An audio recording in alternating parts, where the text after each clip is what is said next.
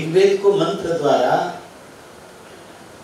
हरिहर शालिग्राममा रुद्राभिषेक गरिसकेपछि सबै प्रकारको प्रायश्चित हुन्छ।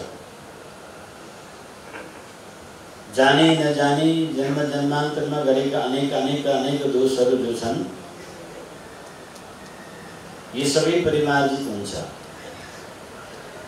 र जति पनि देवी देवता कुल पितृ गुरुजन ये सब उस जीवात्मा को सहायता को लागि सबै सहयोगी बन्छन्। कुरो बुझ्नुभयो? जब हामीले सबै देवी देवता को पूजन गर्छौं, नवग्रह आदि को पूजन गर्छौं, 10 लोकपाल अष्टलोकपाल द्वादश आदित्य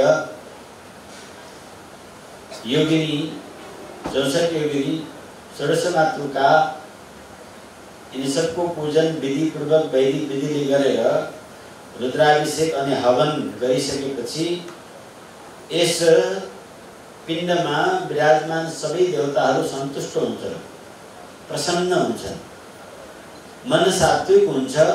तब साधनामा बस्दाखेरि साधना तीव्र रूपले सात्विकी गतिले अगाडि बढ्छ।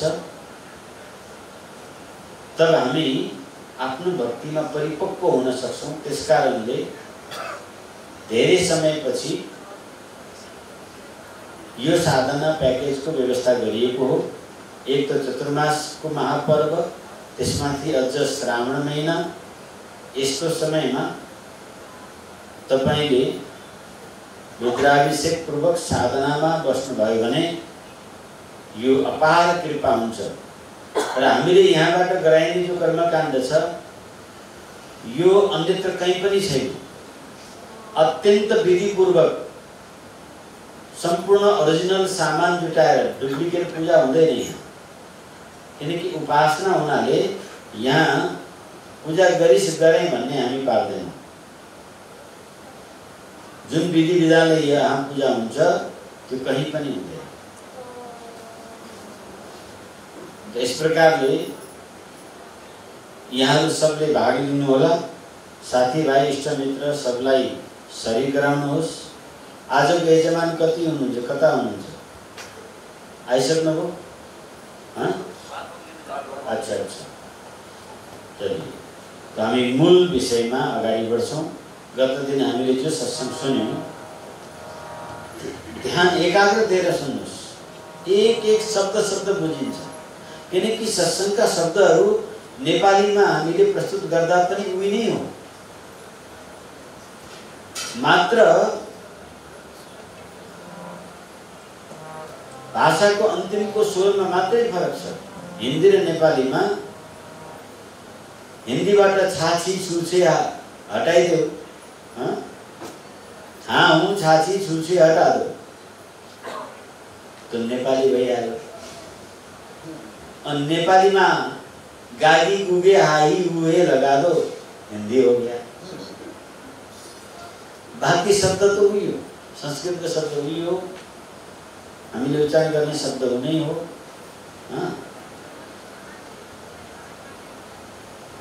तो बोलिए श्यावर रामचंद्र की। श्री नारद भक्ति दर्शन प्रेम रूपा भक्ति को हामी प्रसंगभित्र श्रवण गरिरहेका छौं कि पवित्रतम दिव्य मानव देह प्राप्त गरेर हामीले कसलाई प्राप्त गर्नुपर्छ, प्राप्य स्वरूप के हो, त्यो कस्तो छ त, उसको बारेमा हामीले जान्न जरुरी छ। तो हामी सुन्दै थियौं जो प्राप्त ब्रह्म हुन्, वहाँ प्राप्त ब्रह्म कस्तो हुनुहुन्छ त भन्दा अनेक दिव्य गुण समूहले अलङ्कृत हुनुहुन्छ। कस्ता गुण उनमा छन्? तो दिव्य अनंत गुण मध्ये हामी केही गुणका यहाँ चर्चा गर्दैछौँ। परमात्मा अत्यंत करुणामय, वात्सल्यमय हुनुहुन्छ। उनकी करुणा क्या है, इस पर हम लोग विवेचन करते हैं। परमात्मा की करुणा, भगवान निस्वार्थ होकर दूसरों के दुखों को हटाना चाहते हैं। कोई स्वार्थवश नहीं, हम सब स्वार्थी हैं, परमात्मा निस्वार्थ हैं। इसी महागुण के कारण भगवान करुणामयी कहलाते हैं।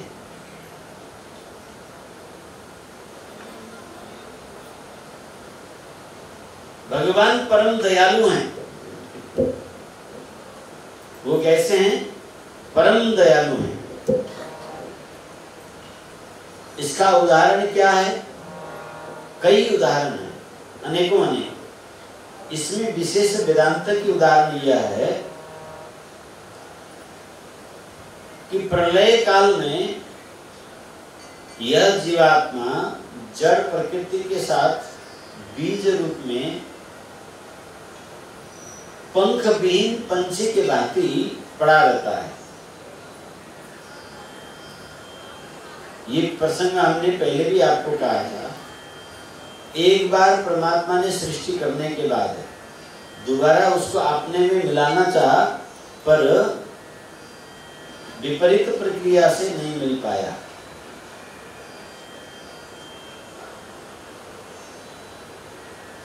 शुरू में हमने आपको समझाया था, याद है कि नहीं है? हाँ? एको हम बहुस्यात एकम सद्विप्रा बहुधा वदन्ति। एक से अनेक हूँ यस्तो संकल्प परमात्मा ले गरेर आफै यो समस्त विश्व ब्रह्माण्ड बन्नुभयो, खेल मैदान, अनि आफ्नो अंशबाट अनेक खिलाडी यानी तपाईं हामीलाई प्रकट गर्नु। हार र जित को पुरस्कार भगवानले राखिदिनु भयो। हारमा संसारतिर फस्ने, जितमा आफ्नो निजी आनन्द स्वरूप आफ्नो घरको वापस हुने। जब यो जीवात्मा उस खेल मैदानमा पस्यो, पहिले त कहाँ थियो त? अथाह आनन्द सागर भित्र विशाल ग्रीन व्हेल माछाको भाँति डुब्की लगाइरहेको थियो। आनन्दमा मस्तीले तरिरहेको थियो। अद्भुत थियो स्थिति। अब पानी के भीतर के मछली को ध्यान दो यता, नेपाली में भन्दैछु नि त। पानी को भित्र को माछालाई निकालेर सुखा मैदानमा फ्याँकिदिँदा के हुन्छ? जोड से बोलो, पक्का हो? हाँ। बिना पानी की मछली के भांति जैसे ही आनंद सागर रूप परमात्मा से पृथक हुए यह जीवात्मा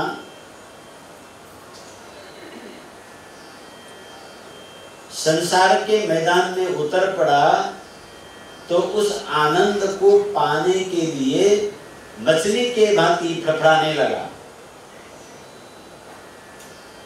परमात्मा ने इस संसार में खेल मैदान में भेजते समय आपको समझाया था कि प्यारे, तुम खेल जीत के आना, खेल का रूल ये पूरा वेद पढ़ा के ऐसे नहीं भेजा परमात्मा। वेद की ज्ञान देकर इस वेद के ज्ञान के सिद्धांतों के अनुसार खेल खेलना, तुम हारोगे नहीं, हमारी गारंटी है। और फिर तुम अपने आनंद सागर में आ जाओगे। जीत का पुरस्कार आनंद सागर, हार का पुरस्कार दुख की सागर। ये अब ये बेचारा अभागा जीवात्मा जैसे ही आनंद से निकला बाहर प्रकृति के मैदान में, जिस प्रकार से पानी से निकलता हुआ मछली फड़फड़ाती है, ऐसे उससे घबराहट होने लगा, सफोकेशन होने लगा। हाय हाय, मेरे परमात्मा कहाँ, मेरे आनंद, मेरे सुख, मेरे खोई कता गयो। आदिन थालो जीवात्मा उस आफ्नो सुख आनंद परम दे दिव्य में जो अथाह आनंद में डूबा हुआ था, बाहिर निक्लिने बित्तिकै ऐसिएर सफोकेसनमा मेरो सुख खोइ, मेरो आनन्द खोइ, मेरो सुख खोइ, त्यसलाई पाउनको लागि छटपटाउन थाल्यो। यता त्यो छटपटाउने क्रममा यति छटपटायो कि छटपटाउने क्रममा म कहाँ वहाँ म कहाँ, वो कहाँ, मेरा सुख कहाँ गयो। अब मायाले भन्न थाली, बाबु म तेरो आमा हूँ, म तेरो बाबु हूँ, म तेरो सुखदाता हूँ। यता हेर, बा भन, आमा भन, कुटी लगाइदिने, बुबु खुवाइदिने, गजगजाइदिने प्रक्रिया प्रकृतिले सुरु गरी। मैं हूँ तेरो सर्वस्व। पहिले तो वो छटपटाको जो जन्मिने बित्तिकै बालक किन रहन्छ? पूर्व अवस्था उस समय उसको याद हुन्छ। अनि म कहाँ भन्दै हुन्छ। अनि संसारले उसलाई गुलाम थाल्छ। अनेक खिलौना, अनेक भोजन, अनेक रंग रूप, अनेक भय, ये माया की खेल। बेचारा जीवात्मा माया की खेल के चक्कर में पड़ जाता है और उसकी छटपटाहट और बढ़ती है, पर रूपांतरित होता है। अब वो सोचता है वो अपना जो स्वरूप है भूल गया। उस घबराहट में, उस छटपटाहट में वो भूल गया अपना स्वरूप। इसलिए गोस्वामी तुलसीदास जी ने विनय पत्रिका में बहुत सुंदर पद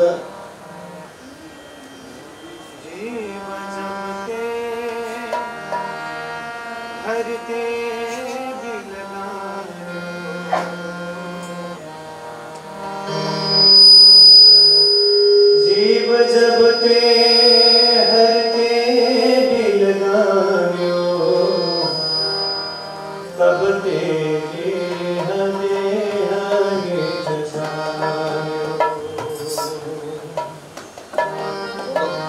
जीव जब ते हरते दिल गायो, जीव जब ते हरते दिल गायो, तब ते हगे हरित जायो, तब ते हगे हरित जायो।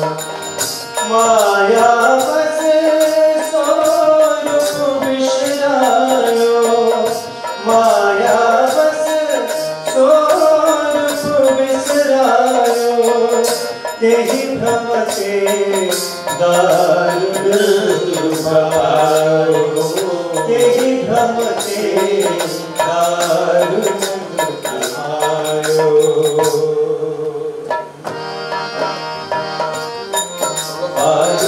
जो दारुण दुसह दुख सुख देश सपने नहीं मिलो, आयो जो दारुण दुसह दुख सुख देश सपने नहीं मिलो।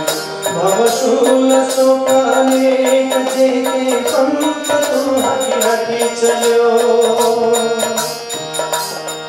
भवशूल सुख अनेक जेते पंथ तुम हटि हटि चलो।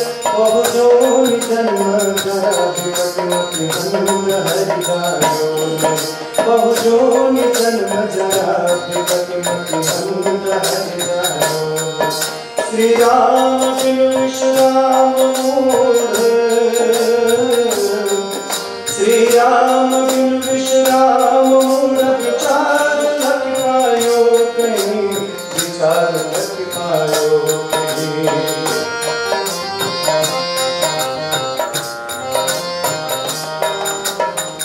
आनंद सिंधु मध्य तब भाषा, आनंद सिंधु मध्य तब भाषा, बिनु जाने कस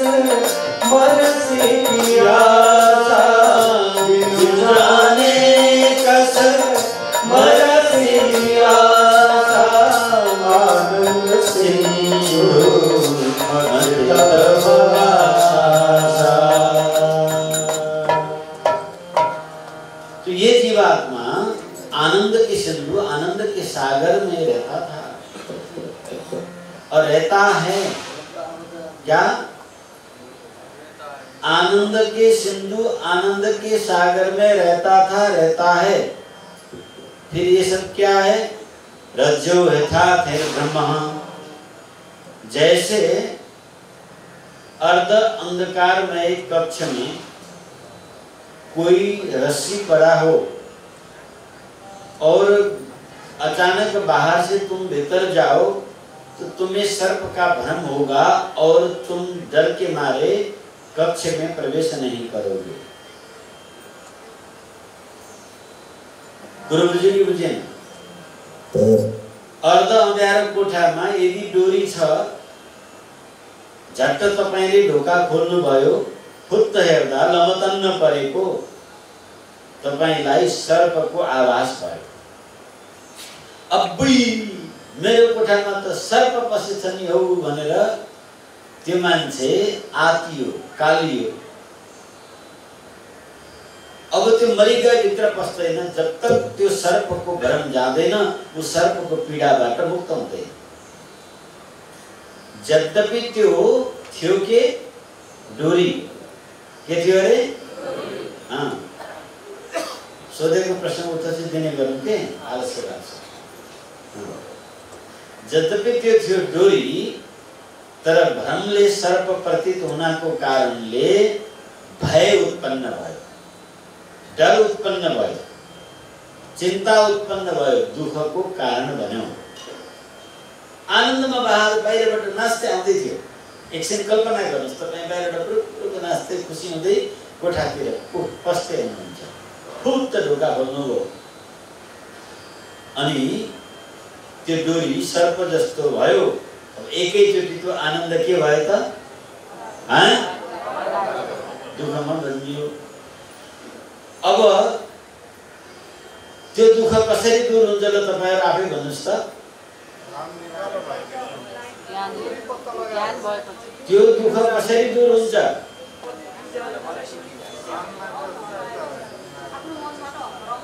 आफ्नो मनबाट कसरी हट्छ? मनमा त सर्प पसिसक्यो। अरे भाई सीधी सीधी बात है। कोई टर्च वाला टर्च लेके आए, उज्यालो बाली दियो भने अब सर्प के देखिन्छ त? हत तेरी गाय त डोरी परसम्म त सर्प भनेर आते। मान्छे हँसरेको हुन्छ। अब उसको दुःखको दिन गए, फेरि सुखमा प्रवेश गर्छ। तो यन्माया वशवर्ति विश्वमखिलम्, आगे ब्रह्मादिदेवासुर यत्सत्त्वादमृषैव भान्ति सकलम् रज्जो यथार्थैर्भ्रमः।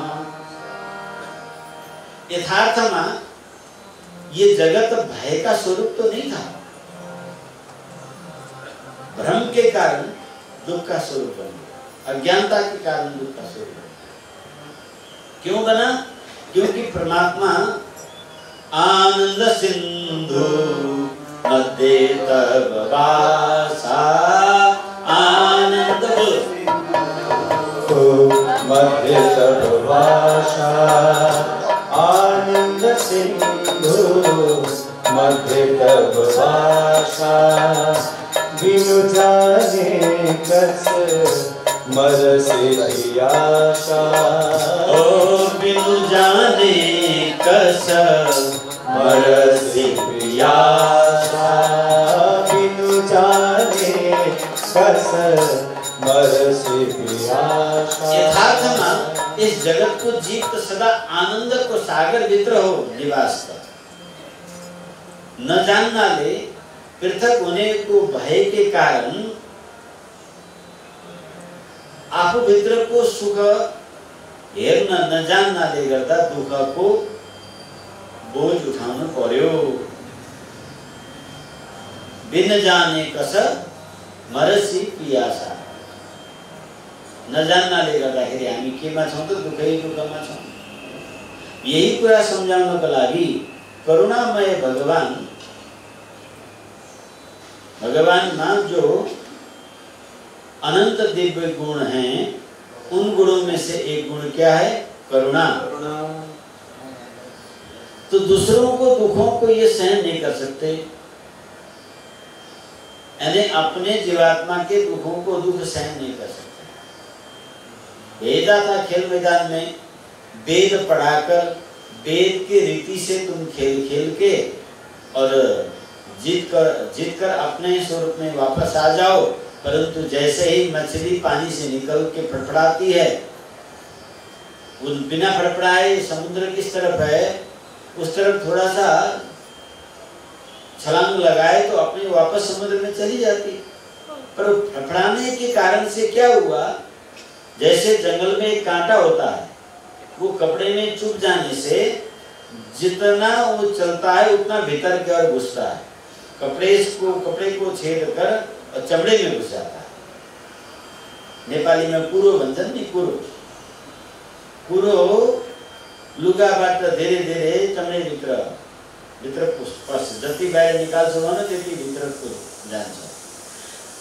एवं प्रकार से जितना सुख पाने के लिए संसार के तरफ बेसुरा होकर, बेहोश होकर यह जीव फड़फड़ाता है, उतना ही और दलदल में फंसता ही जाता है। अर्थात आप यूं विचार कीजिए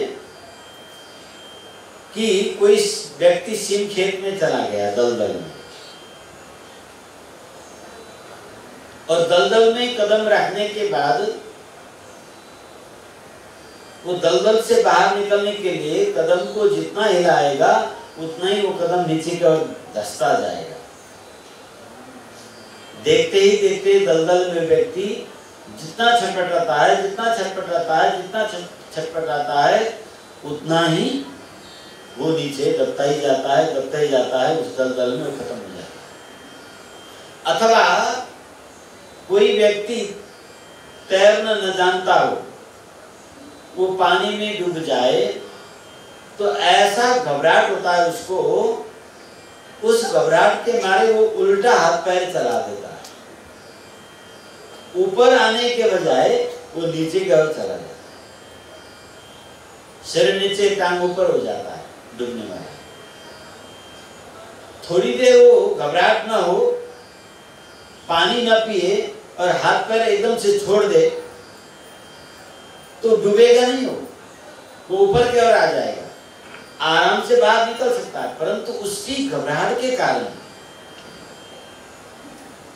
वो इतना घबरा जाता है कि घबराहट के कारण से एकदम से पानी पी जाता है और टांग ऊपर सिर नीचे हो जाता है, नीचे धंस जाता है। जब तक मरेगा नहीं तो बाहर आएगा ही।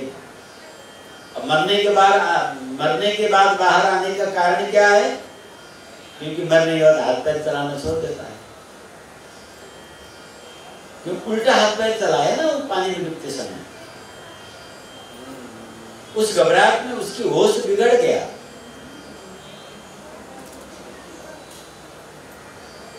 समझे कि नहीं? कभी डूबना पड़े तो ये याद रखो कि डूब के शांति से अपने को छोड़ दो तो बाहर आ जाओगे। पर ऐसा होता कहाँ? हाँ, वो प्राण जाला जस्तो हुन्छ, मान्छे आत्तिर छटपटाहट में धन उल्टो डूब्छ।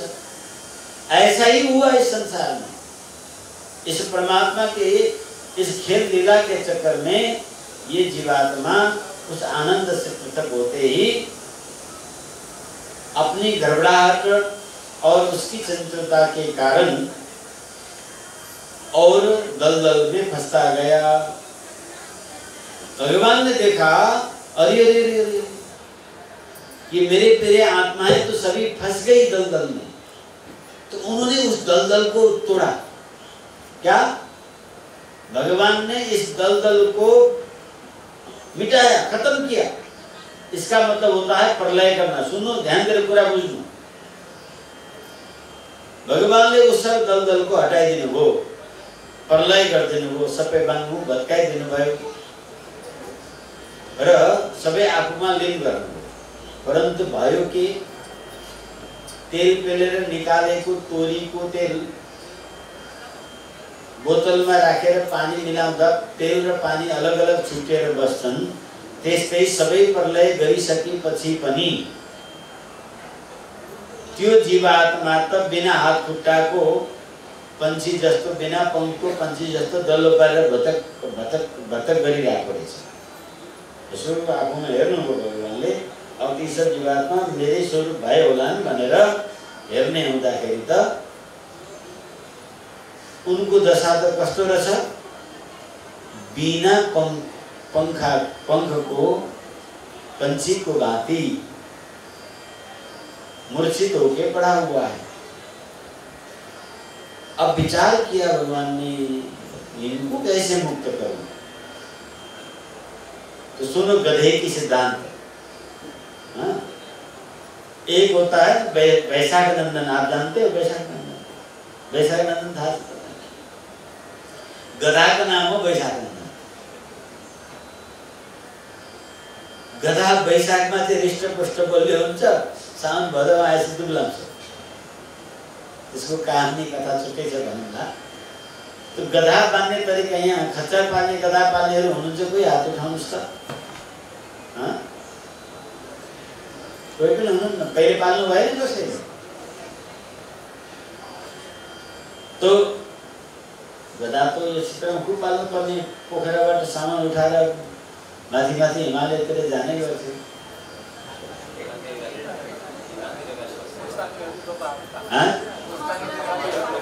अच्छा, तो सुनो ध्यान दो, गधा बांधने बड़ा विचित्र टेक्निक छ। गधालाई आफ्नो थलोमा पुर्याएर गधा मालिकले त्यो बाँध्ने खुटी, किलो र खुटी जो भन्छ, किलो र अनि गधाको बाँध्ने खुट्टालाई छोएर ढ्याप मारिदिएपछि गधा बाँधियो, उसलाई डोरी चाहिँदैन।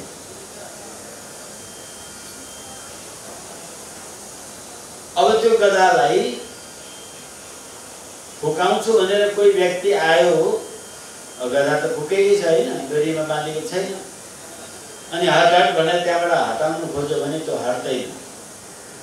यत्रो लौरो लिएर ढाडमा ड्याम पिटे पनि ती ढ्याचु गरिरहन्छ, तर त्यो त्यहाँबाट बाहिर निस्कँदैन।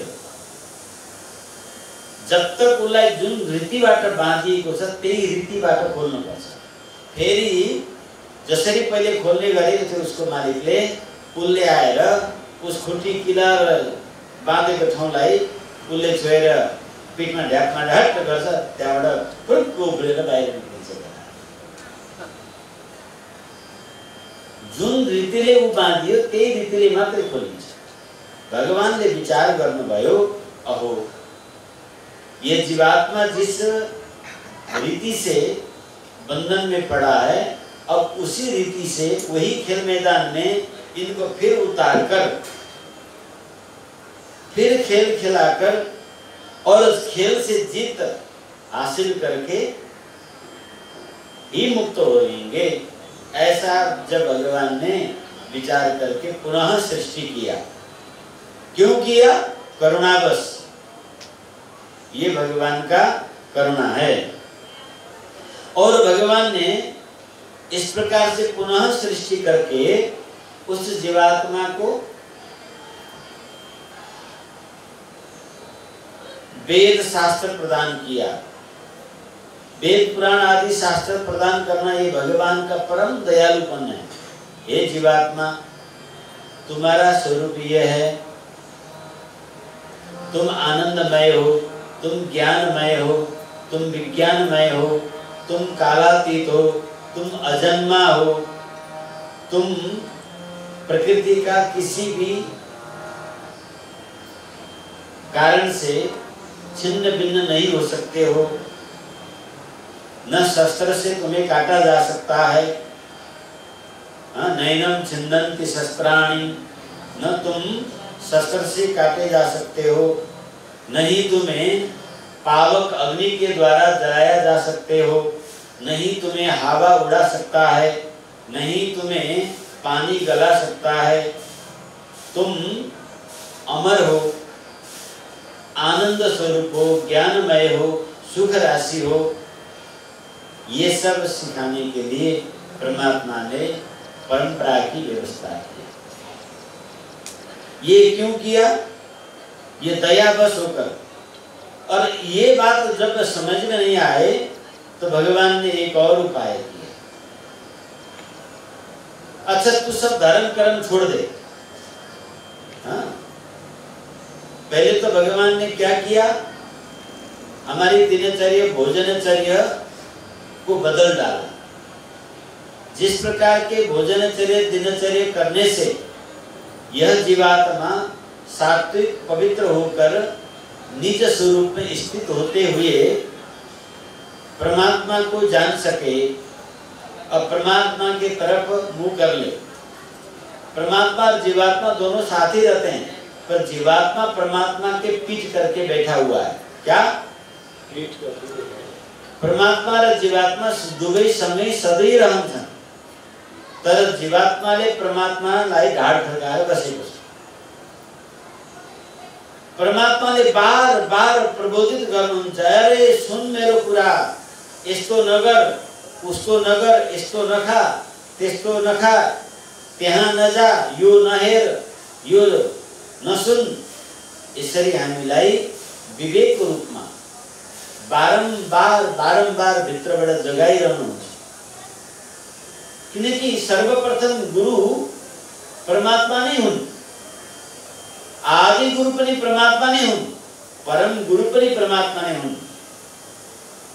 गुरु र भगवान स्वयं, भगवान नै गुरु हुन्।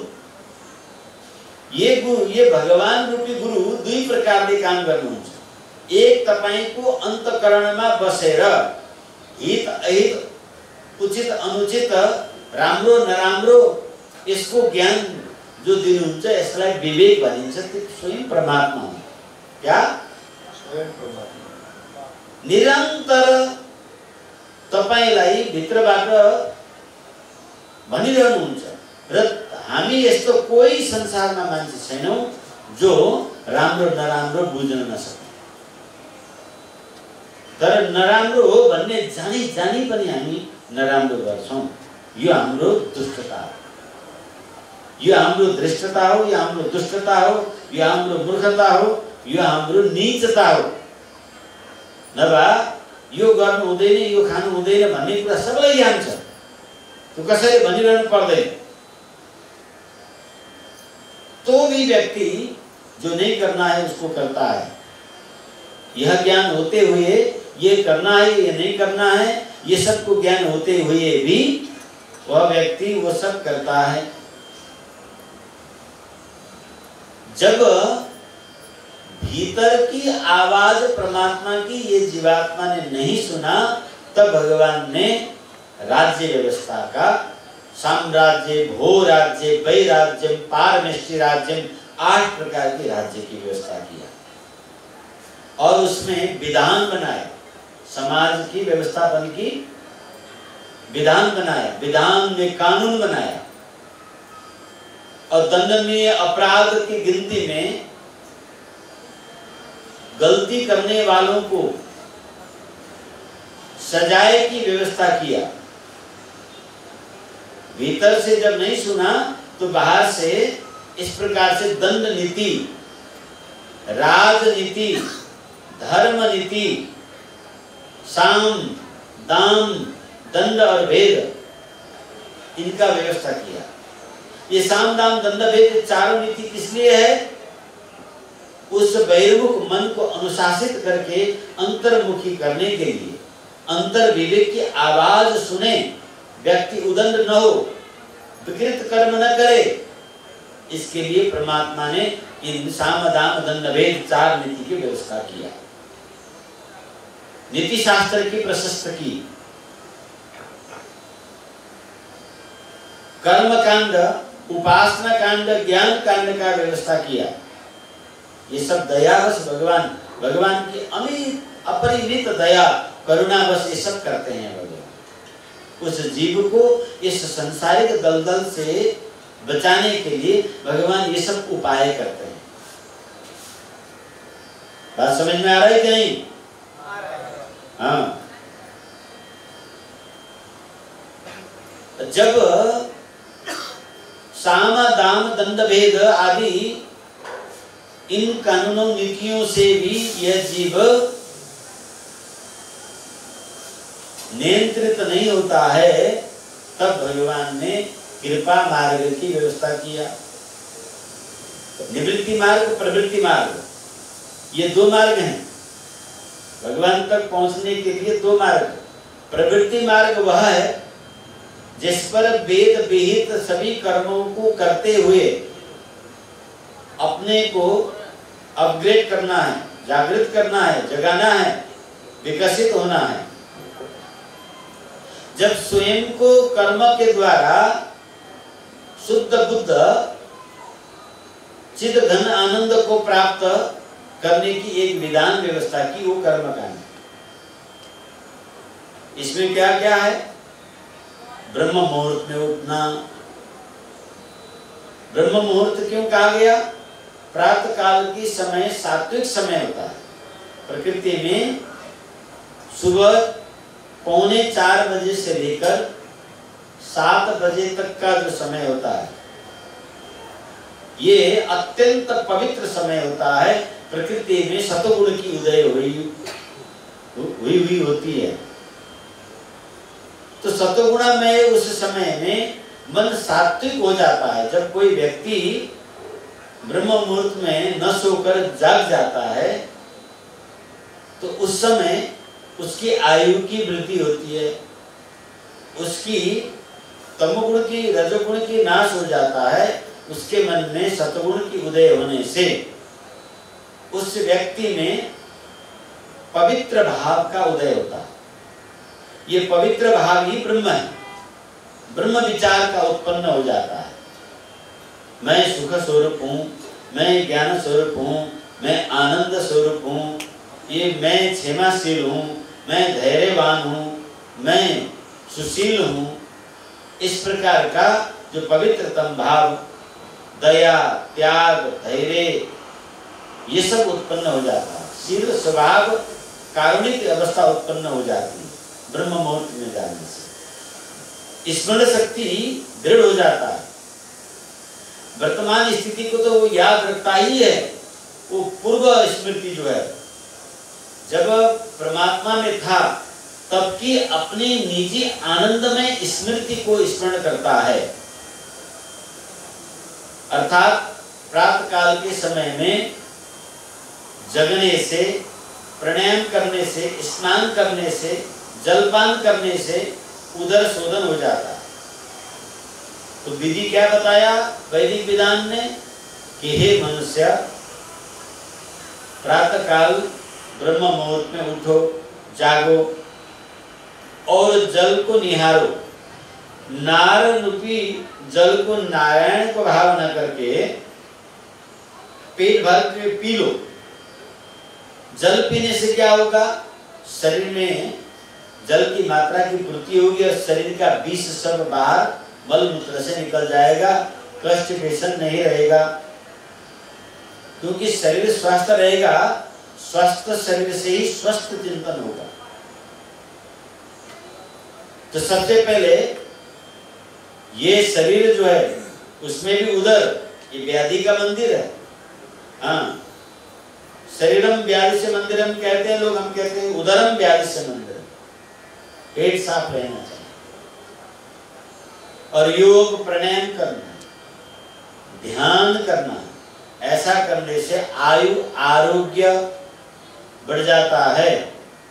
हार्मोन्स का डिसबैलेंस बैलेंस में आ जाता है और शरीर का चयापचय सिस्टम व्यवस्थित हो जाता है, जिसे मेटाबॉलिज्म कहते हैं। इससे व्यक्ति का इम्यूनिटी बढ़ जाता है।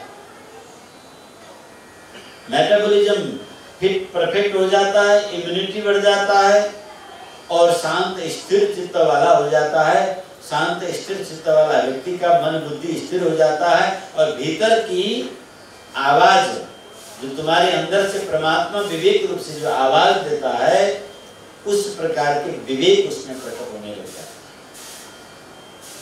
तब उसे बड़े लोगों की बात सुनने की चाह उत्पन्न होता है। संतों के पास में जाने की रुचि उत्पन्न होती है, सत्संग में मन लगता है। तो सत्संग के द्वारा हमें क्या प्राप्त होगा? विवेक। बिनु सत्संग विवेक न होए, बिनु सत्संग विवेक न होए, राम कृपा बिनु सुलभ न सोई, राम कृपा बिनु सुलभ न सोई, सुलभ न सोई। तो उन सत्य को जानने वाले जो महापुरुष संत हैं, जिसने सत्य को जान लिया है, जिनके बुद्धि हर समय सात्विक रहता है, किसी के राग द्वेष निंदा स्तुति देखी से जो दूर है, ऐसे महामना महापुरुष उन्हें संत कहते हैं, उन्हें साधु कहा जाता है। ये गृहस्थ भी हो सकते हैं, विरक्त भी हो सकते हैं, ये स्त्री भी हो सकती है, ये पुरुष भी हो सकता है, कोई भी हो सकता है, पर विशेष इनकी पहचान विरक्त साधु के वेश में होते हैं, क्योंकि ये सांसारिक प्रपंचों से दूर रहते हैं और उनकी जीवन लोक परमार्थ के लिए सब कुछ त्याग देते हैं। वो एक पहचान, एक बंधन से मुक्त हो जाते हैं, उनमें सर्वहित की भावना जागृत हो जाती है। उन्हें साधु सन्यासी भी कहा जाता है। और इसमें नकली भी होते हैं, सावधान। हाँ, तो ऐसे महापुरुष हमें निर्छिर विवेक प्रदान करते हैं। निर्छिर विवेक मतलब सत असत पहचानने की क्षमता प्रदान करते हैं। तो इस प्रकार से प्रवृत्ति मार्ग से व्यक्ति धर्म की दशलक्षण पूर्वक पालन करे और वो करते करते करते पूरा जीवन कई जन्म निकल जाए तो एक दिन वो परमात्मा को शुद्ध बुद्ध स्वरूप को प्राप्त हो जाता है। परंतु ये पिपली का मार्ग है। ये कौन सा मार्ग है? हाँ, संसारिक कर्मों को वेद को रीति अनुसार करते हुए परमात्मा को प्राप्त करने की जो मार्ग है, इसे संतों ने पिपली का मार्ग कहा है। अब पिपली का कहते हैं किसको? कमिला। हाँ, कमिला जो है बहुत छोटा होता है, उसको पोखरा से काठमांडू जाना है तो रास्ते में कितने बड़े बड़े नदियां हैं, कितनी बड़ी बड़ी झरनाएं हैं और बड़े बड़े पैर वाले मनुष्य। हाथी से कमिला के लिए तो मनुष्य का शरीर तो हाथी के पैर से बड़ा है कि भाई ना, वो चलते हैं, अनेक जीव जंतु चलते हैं, बारिश होता है, तूफान आता है, तो बेचारा चैंटी चलते चलते रास्ते में ही जय सियाराम हो जाता है। कोई बाहर हो जाता है, कोई किसी के पैर के नीचे आ जाता है, कोई जो है लपक के चिड़िया उसको खा जाती है। उसको चट करने वाले लाखों विघ्न उसके आगे पीछे बैठे हुए हैं। बिचारी एक कमिला लाई हिँडेर काठमाडौँ पुग्नु धेरै विघ्न बाधा झेल्नु पर्छ। तब दूसरा मार्ग उपासना मार्ग, वह है मरकट मार्ग। मरकट कहते हैं किसको? बाँदर। बाँदर को यहाँबाट काठमाडौँ पुग्नमा के गर्नु पर्यो? एउटा रुखबाट अर्को रुखमा उफ्रिँदै। कमिला त 1-1 सेन्टिमिटर नाप्दै हिँड्थ्यो, बाँदर त एकैचोटि 2 मिटर 5 मिटर छलाङ लगाइहाल्छ। भ्रुक्क भ्रुक्क भ्रुक्क उफ्रिँदै मसिना बिग्न बाँदरलाई त्यसले टाल्छ, तर ठुलो उसले पनि टाल्न सक्दैन। ओल्लो हाँगाबाट भ्रुक्क उफ्रेर पल्लो हाँगामा जाने हुँदा यदि त्यहाँ समात्न पाएन या हाँगा लछारियो भनेदेखि के हुन्छ त? तल चट्टानमा डम्म पछारिन्छ, टाउको फुटेर मरिन्छ। त्यो बिचारा पनि आफ्नो गन्तव्यमा हिँड्ने हजार हुन्छन्, कोही एउटा हुन्छ। कमिला लाख हिँड्छन् एउटा पुग्छन्, बाँदर 1000 हिँड्छन् एउटा पुग्छन्। अब यसले भएन भनेर भगवानले अर्को करुणा कृपा गरेर अर्को मार्गको व्यवस्था गर्नुभयो। त्यो के हो? विहङ्गम मार्ग। कुन मार्ग अरे? विहङ्ग भनेको पंक्षी, चराचुरुङ्गीलाई विहङ्ग भनिन्छ। तो पंछी को मार्ग, पंछी क्या करता है?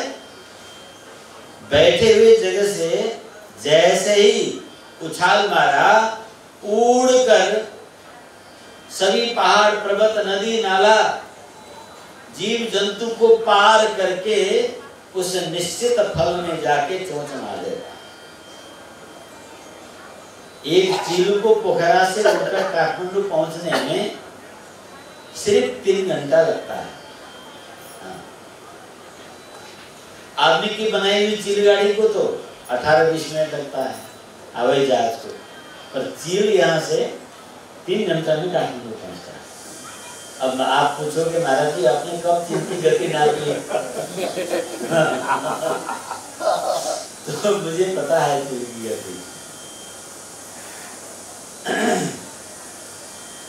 तो भाई उसे कहते हैं विहंगम मार्ग। ये विहंगम मार्ग जो है इसे कहते हैं नैष्ठिक निवृत्ति मार्ग। क्या बोलते हैं? जोर से बोलो। निवृत्ति मार्ग। हाँ, प्रवृत्ति मार्ग पिपली का मार्ग हुआ। सभी कर्म कांड करते हुए खाते पीते नाचते, ब्याह करो, बच्चे जन्माओ, दान करो, पुण्य करो, मंदिर बनाओ, हाँ, सुबह शाम त्रिकाल संध्या करो, कर्मठ रहो, सत्यवादी बन के चलो, इस प्रकार से नित्य अग्निहोत्री बनो। ये सब क्या है? प्रवृत्ति मार्ग। नित्य अग्निहोत्री बनना, त्रिकाल संध्या करना, अपनी कमाई हुई संपत्ति का आधे से ज्यादा हिस्सा परमार्थ के लिए लगाना, विद्यालय बनाना, गुरुकुल खोलना, उपचार केंद्र खोलना, भोजनालय खोलना, आश्रम बनाना, मंदिर बनाना, वैदिक शिक्षा को जन जन में पहुंचाना, विवाह करना, संतान जन्माना, उन्हें उचित शिक्षा देना और संसार के भी मौज को स्वाद लेते हुए सद्गृहस्थ बनकर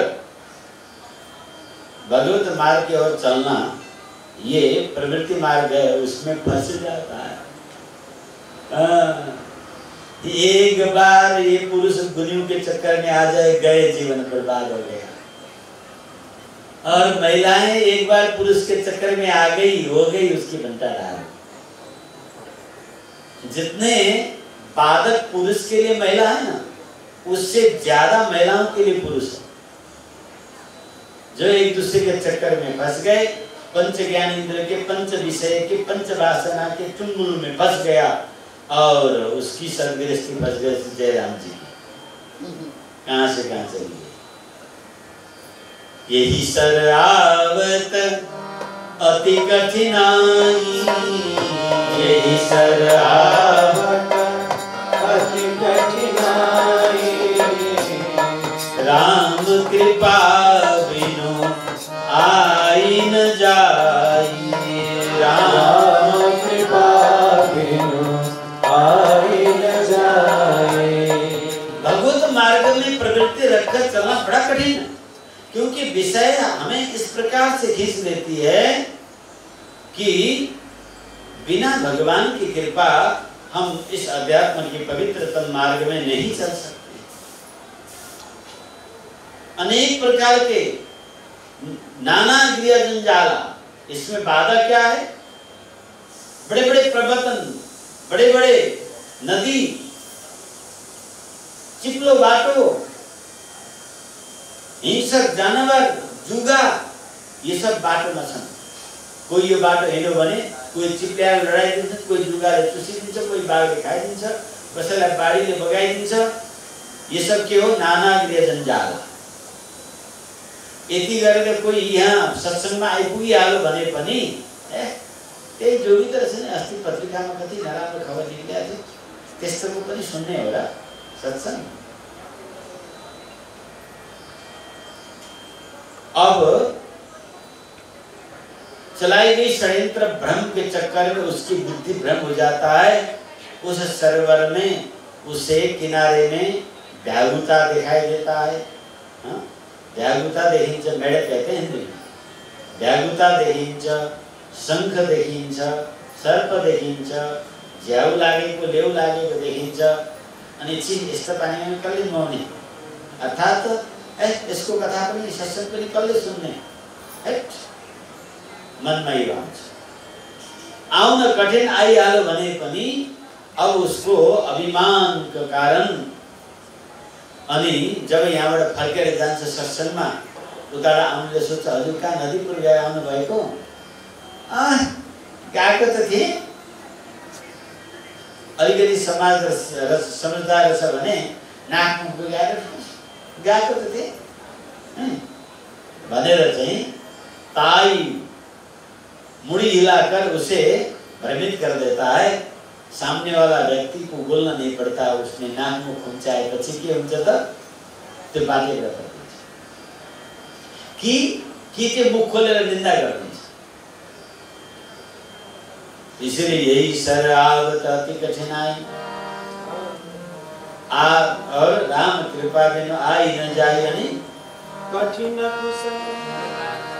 कुपंथ कराला, कठिन कुसंग कुपंथ कराला, इनके वचन मार्ग जाला। अब यस मार्गमा यस नदीपुरमा यहाँ सत्संग चतुर्मास चलिरहेको छ। अरु त अरु हिजो अस्ति चेला बनी टोपलेर संकल्प गरेर जीवन भगवत मार्गमा गुरुचरणमा समर्पित गर्नेहरू पनि पो यहाँ आउन गाह्रो मान्छन्। किन? किनकि निन्दकहरू वरिपरि बसेका छन्। कहाँ त्यहाँ जान लागेको, हि फलाने कहाँ हु यसरी भन्नेहरूले उंगली उठाउँछन्। अनि त्यो चाहिँ के भयो त बाघ कराए जस्तो। बाटो उता जाँदा जाँदा अगाडि हुममा बाघ करायो भने मान्छे तर्सेर भाग्छ।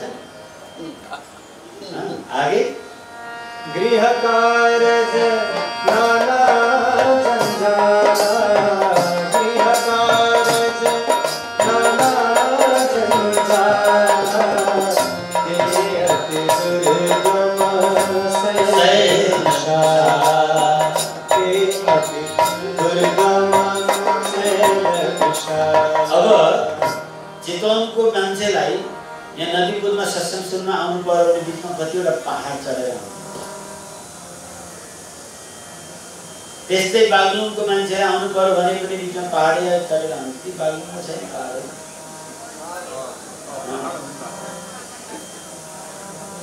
तो यो गिरिजन्जाल पहाड जस्तै छ। घरको काम काज सबैलाई व्यवस्था गरेर यहाँ आउनु बडा गाह्रो छ। सबको चित्त बुझाउनु पर्यो, छोराछोरीको चित्त बुझाउनु पर्यो, बुढाबुढीको चित्त बुझाउनु पर्यो। यो सब गरेर ती सबलाई टालेर चित्त बुझाएर यहाँ आउनु। एउटा ठुलो पहाड, अल्टिट्युड लाग्ने वाला, हाई लाग्ने वाला पहाड चढेर आए जतिकै बडा मुस्किलले आएको हुन्छ। तर यहाँ आएर पनि फेरि अघि मैले भने श्रद्धा जम्न झन् गाह्रो छ। बन बहु विषम मोह मदमाना, बन बहु विषम मोह मदमाना, नदी व्यक्ति यहाँ आ भी जाता है। साधक लोग निमंत्रण देते हैं कि नदीपुर में सत्संग चल रहा है। समाधि सिद्ध शक्तिपाताचार्य जगतगुरु महाराज जी विराजमान हैं, आप चलिए सत्संग सुन्नको लागि हिँड्नुस् भनेर जसो तसो फकाएर ल्याउँछ। मन मनमा कुतर्क उठ्छ, ए तेरो गुरु समाधि सिद्ध, म विचार गर्छु। तेरो गुरु शक्तिपात गर्ने, लु मलाई चाहिँ हल्लाएर देखाओस् त, मेरो मनको कुरो भनेर देखाओस्, मलाई हल्लाएर देखाओस् और मेरो प्रश्नको उत्तर दिएर देखाओस्। म एकछिन नाक थुनिदिन्छु 3 मिनेट, त्यो देखाओस् अनि उसको समाधिमा मान्छु नाना प्रकारको कुतर्क गर्दै गर्दै यहाँ आएको छ। अनि जे श्रद्धा संबल रहित नहीं संतन कैसा, इन कहूँ मानस अगम रति जिनहिन प्रिय रघुनाथ। ऐसा कुतर्की व्यक्ति उसने जीवन में कभी साधु संगत गरेकै छैन। जिसने कभी जीवन में साधु संगत नहीं किया, जिसने कभी अपने जीवन की हानि लाभ का चिंतन नहीं किया, वह व्यक्ति मन में अनेक कुतर्क करके उन संतों के पास पहुंचता है। उनके मन के माफिक उसे उत्तर मिलना चाहिए। मन के माफिक अगर उत्तर मिला, उसके हाँ में हाँ मिला दिया, तब कहेगा देखा हमें कितना मानता है। हाँ? अभिमान उसको ऐसा आ जाता है कि यहाँ बल्ल बल्ल आइपुग्छ, बल्ल बल्ल आएर यसो तर्क कुतर्क गर्छ, अनि उसको हामा सन्तले मिलाइदियो भने के भन्छ, मलाई कति माने, देख मेरो कुरा कति सही रहेछ, तेरो कुरा के पनि आउँदो रहेछ, उसले त मेरो कुराको समर्थन गरे, मलाई माने, मलाई गुरु समान माने, माला लगाइदियो, सम्मान गरे, देखिस् खादा उडाएर स्टेजमा बोलाएर मेरो नामको जय जयकार बोलाएर डराइहाल्यो। अब यहाँ सत्संग दिएको सम्मानलाई उसले के रूपमा लिन्छ, विपरीत रूपमा लिन्छ। त्यो आतिथ्यको रूपमा लिँदैन। माला लगाएर खादा उडाएर कस्तो सम्मान गर्यो, पहिले नै डराइहाल्यो भन्छ कि त कि चाहिँ मेरो कुरामा हाँ मिलायो, मेरो समर्थन दियो, देखिस् भन्छ कि मेरो पोर्टफोलियोबाट आफूलाई क्यास गर्न चाहँदो रहेछ भन्छ। यस्तै यस्तै कुतर्क लगाएर एकछिन बस्छ, अनि ल मेरो त हतार छ, बितेको छ, मैले फलाना मन्त्रीसँग फलाना सेठसँग मिटिङ छ मेरो भन्दै अनि मटक्क बटारेर उठेर हिँड्छ।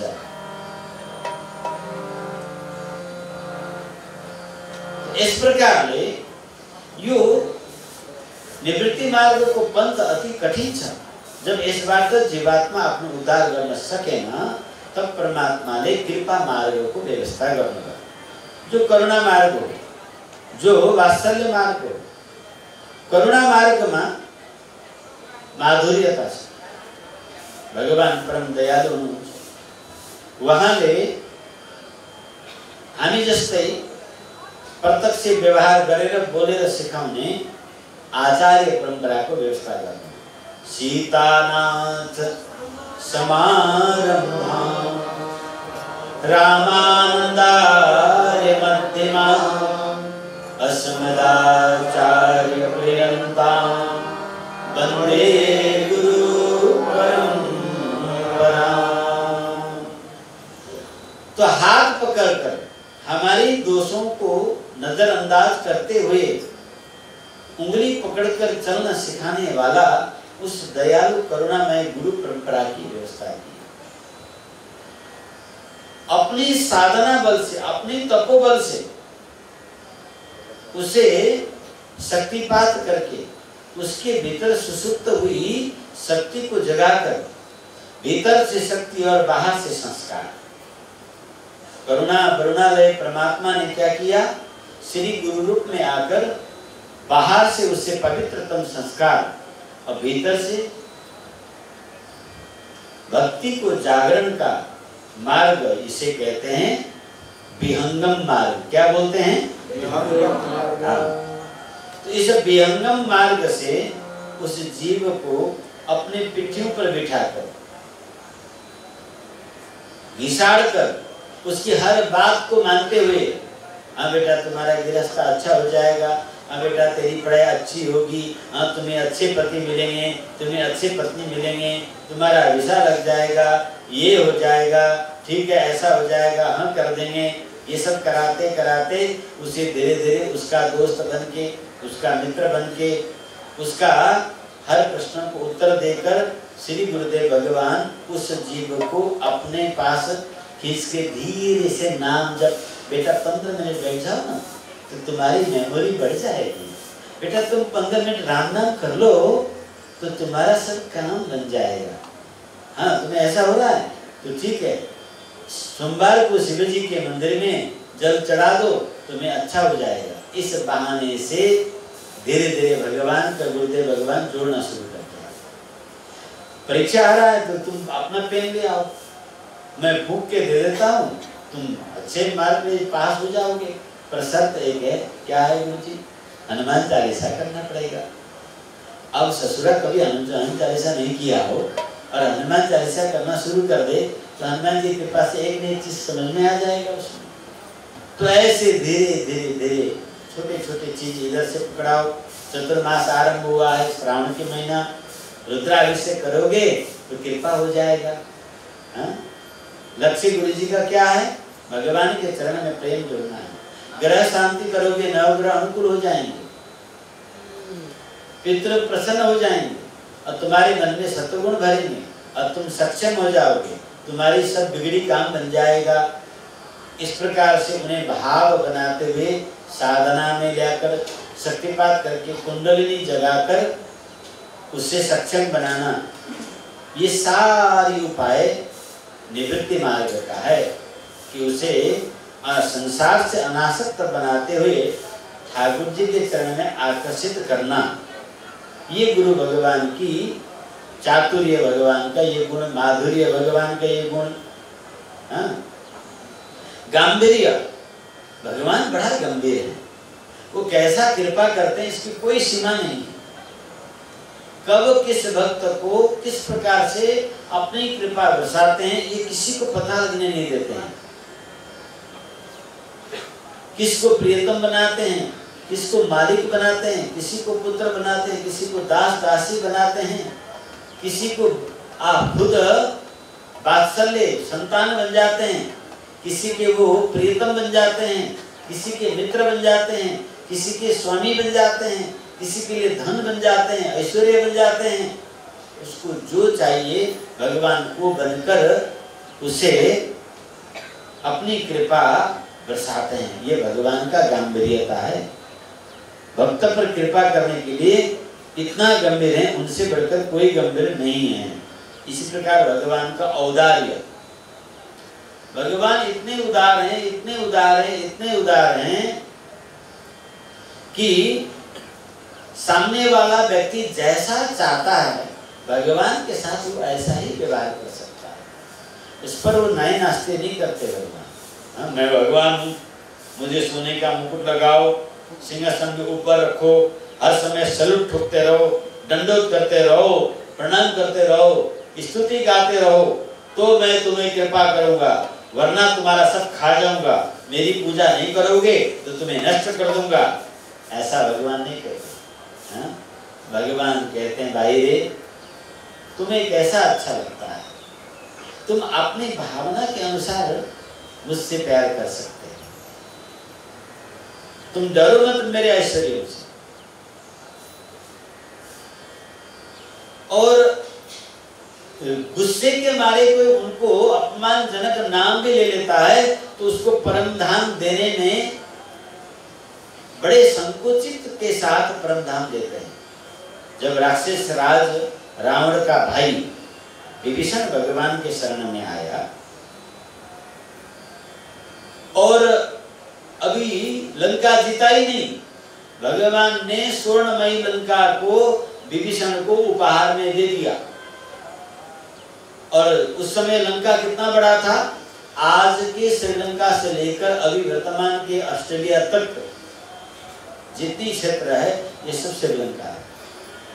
हाँ, वर्तमान के रसिया पूरे यूरोप मिलाने से जितनी बड़ी क्षेत्रफल होता है इतना बड़ा क्षेत्रफल श्रीलंका का था।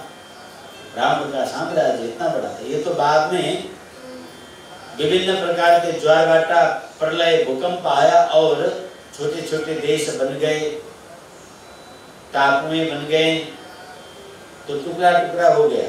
नहीं तो ऑस्ट्रेलिया तक एक ही सिंगल द्वीप कहलाता है। ये श्रीलंका से लेकर ऑस्ट्रेलिया तक एक ही।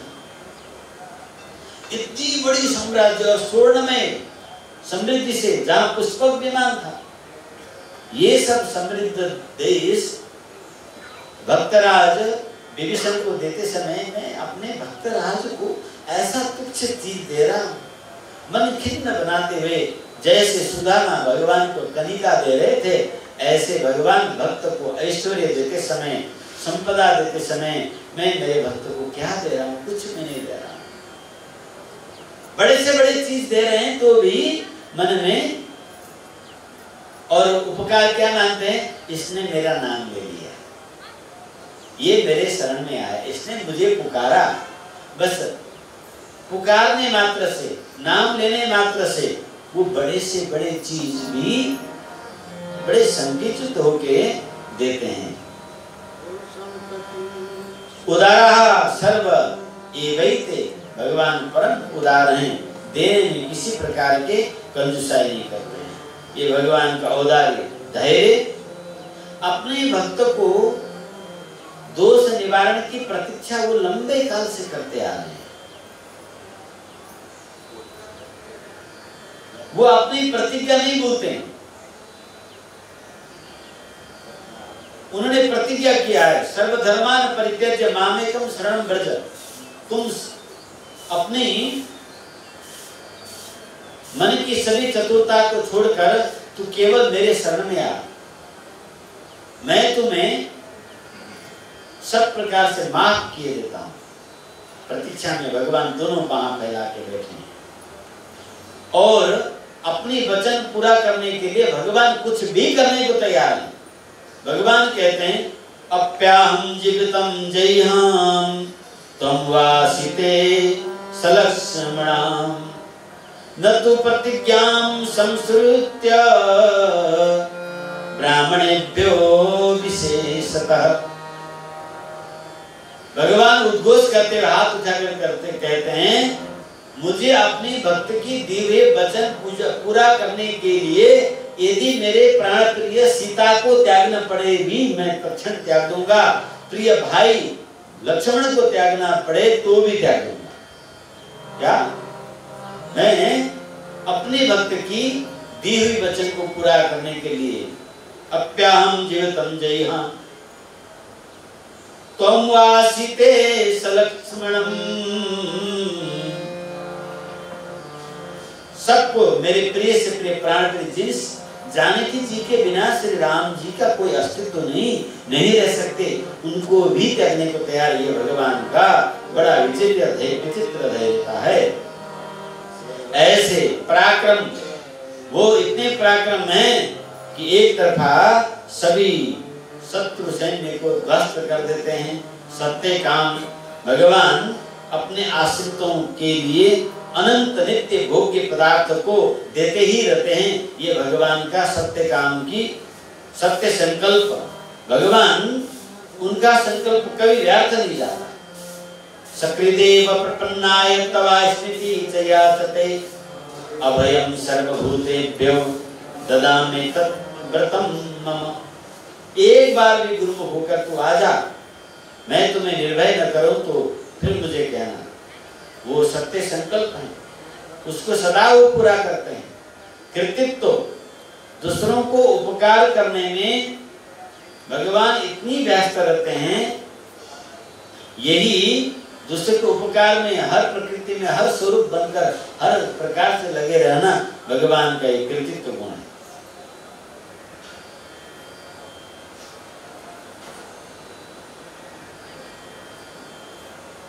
और मैंने पहले भी कहा, गाली से भी कोई पुकार दे एक बार, उसके प्रति भगवान कृत हो जाते हैं। ये भगवान की कृतज्ञता, यानी गाली से नाम ले उसे भी उद्धार कर देते हैं। क्या? उसको भी उद्धार कर देते हैं। दो दादू भाई थे, बड़ा ही आपस में प्रेम। दादू महापापी दुष्ट था, भाई महाधर्मात्मा, मंदिर में बसे राम राम गरी राम। कई काम धाम नगर में मंदिर में बसे राम राम राम राम राम राम राम राम गरी राम। एक दिन दादू चाहिए सारे ऋषि गर भाईलाई लात्तीले गोदेर दुई लाप्ती कसेर जब देखो तब यो राम राम गरिरहन्छ है, यहाँ बसेर भनेर ठोकेछ, दुईटै मरे। अब सबसे पहले भाइ चाहिँ त्यो दिन रात राम राम गर्ने वाला भन्दा पहिले अगाडि 2 महिना दाजु चोकको जान्छ। कुरो छक्क पर्न गयो। किन? भगवानको नाम उसले अपहेलना पूर्वक लिए पनि एक राम नामले सारा पाप नाश गरिदिनु भयो, दोस्रो राम नामले आफ्नो परम धाम लिएर भगवानको यो कृतज्ञता। यसले मलाई भाइलाई कुट्दाखेरि गाली पूर्वक लिएको राम नाम हो भन्ने सोचे। भगवान अपने नाम काटने वालों को परम गति देते हैं, ऐसे परम दयालु भगवान हैं। ये भगवान का कृतज्ञता गुण है। इस प्रकार से भगवान में अनंत दिव्य गुण हैं, ये श्रीमान है। ये सब श्री गुण कौन देती है? श्री जी। इसीलिए श्री सते लक्ष्मी सपत्न्यो, ये श्री जी के पति हैं, उनसे कभी अलग नहीं होते हैं।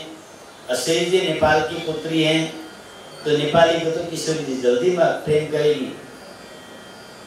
इसीलिए उन वस्तु को पाने के लिए हमें तड़पना है जिन वस्तु में दिव्य है, जो वस्तु हितकर है, जिस वस्तु से, जिस व्यक्ति से हमारा कल्याण हो, उसको पाने के लिए हमें पुरुषार्थ करना है। क्या? किसको पाने के लिए पुरुषार्थ करना है? जिसके प्राप्त करने से हमारा दुख सदा के लिए निवृत्त हो जाती है, उसको पाने के लिए हमें पुरुषार्थ करना है। इन्हीं दिव्य तथ्यों को रखते हुए आज की सत्संग भगवत चरण अर्पण करते हैं। आइए 2 बार भगवान नाम में हरे राम राम राम सीता राम राम राम, हरे राम राम राम सीता राम राम, हरे राम राम राम सीता राम राम राम,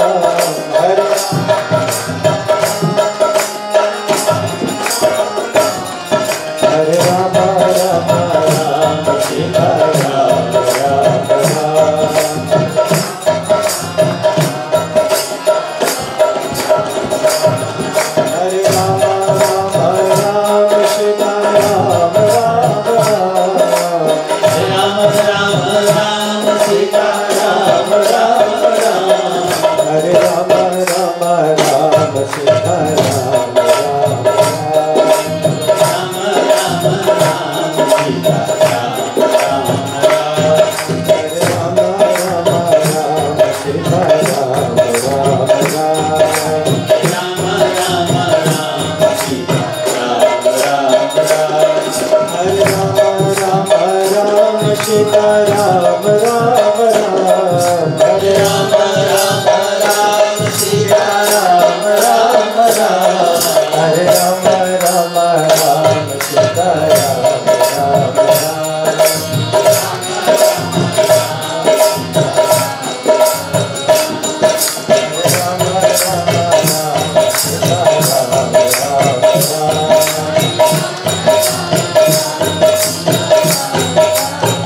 सीता राम राम राम राधा राम राम राम, सीता राम राम राम राधा राम राम राम,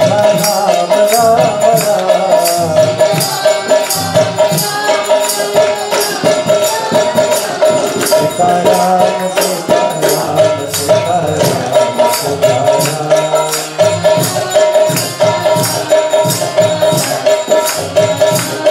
सीता राम सीता राम सीता राम सीता राम, राम सीता राम सीता राम सीता राम, सीता राम सीता राम सीता राम सीता राम सीता राम सीता राम। बोलिए श्री रामचंद्र की जय।